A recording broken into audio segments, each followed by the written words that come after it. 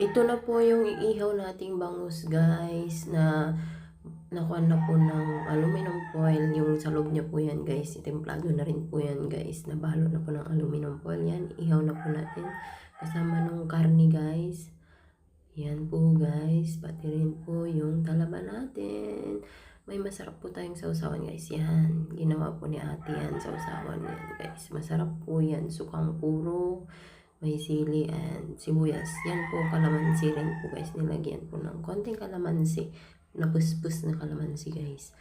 Tapos, yan na po yung lumpiang Shanghai. Masarap isaw sa, yan guys, lahat. Naluto na rin po yung bangus guys. Ang bilis ng transition. Mainit-init pa yan guys. Kaya hindi ko na masyadong binuksan. Kasi hindi kaya, mainit talaga guys.